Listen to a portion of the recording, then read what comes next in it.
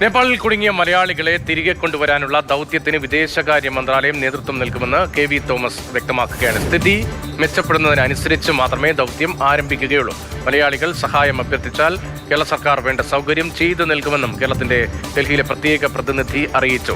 ജൻസി കലാപത്തെ തുടർന്ന് അക്രമ സംഭവങ്ങൾ അരങ്ങേറിയ നേപ്പാളിൽ ഇടക്കാല സർക്കാർ രൂപീകരിക്കാനുള്ള ശ്രമങ്ങൾ അതിനിടയിൽ പുരോഗമിക്കുന്നു. പലയിടത്തും സമാധാനത്തിലേക്ക് കാര്യങ്ങൾ എത്തുന്നു എന്നാണ് ഈ മണിക്കൂറിലെ അവിടെ നിന്നുള്ള പുതിയ വിവരം. വിവിധ പ്രദേശങ്ങളിൽ സൈന്യം നിയന്ത്രണം ഏറ്റെടുത്തിട്ടുണ്ട്.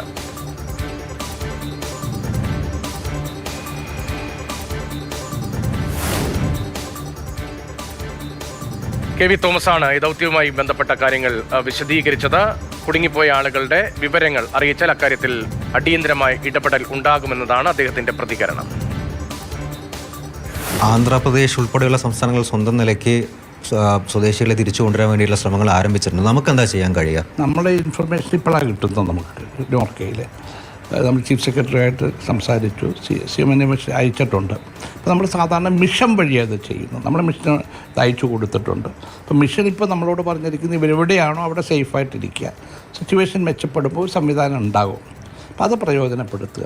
അത് കഴിഞ്ഞ് സപ്പോസ് ഡൽഹിയിലാണ് വരുന്നതെങ്കിൽ സാധാരണ നമ്മൾ ചെയ്തു കൊടുക്കുന്ന സഹായങ്ങളുണ്ട് നോർക്ക, ആ സഹായങ്ങളുണ്ട്. എപ്പോൾ നാട്ടിലേക്ക് എത്തിക്കാൻ സാധിക്കുമെന്നുള്ളതാണ്. അതുകൊണ്ട് നമ്മുടെ വിദേശ മിഷനാണ് നോക്കുന്നത്. അവരാണ് അത് നോക്കി അത് ഗൈഡൻസ് കൊടുക്കുന്ന അവരാണ് എല്ലാവർക്കും വേണ്ടി ചെയ്തുകൊണ്ടിരിക്കുന്നത്.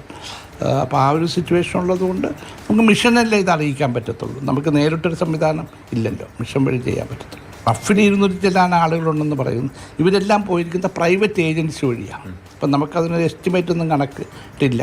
എല്ലാവരോടും നോർക്കയായിട്ട് ബന്ധപ്പെടാൻ ആവശ്യപ്പെട്ടിട്ടുണ്ടോ ഇപ്പോൾ എംബസി? നമ്മൾ ഇവിടെ നോർക്ക ഇവിടെ ഉണ്ട്, അവൈലബിൾ ആണെന്ന് നമ്മൾ പിന്നെ നമ്മുടെ വിദേശ മിഷനോട് പറഞ്ഞിട്ടുണ്ട്. നമ്മളിവിടെ നോർക്ക എന്നൊരു സംവിധാനമുണ്ട് എന്നുള്ളത്. അപ്പോൾ ആവശ്യമാണെങ്കിൽ അവരാവശ്യപ്പെട്ട് കഴിഞ്ഞാൽ എല്ലാ സഹായവും ഇപ്പോൾ വിമാന ടിക്കറ്റ് അടക്കം നമ്മളിപ്പോൾ ഇവിടെ അല്ലെങ്കിലും ചെയ്തുകൊണ്ടിരിക്കുകയല്ലേ. നമ്മുടെ എത്രയോ മലയാളികൾക്ക് പ്രശ്നങ്ങൾ വരുമ്പോൾ നമ്മളിവിടെ ഒരു സംവിധാനം ഉണ്ടാക്കിയിട്ടുണ്ട് നോർക്ക.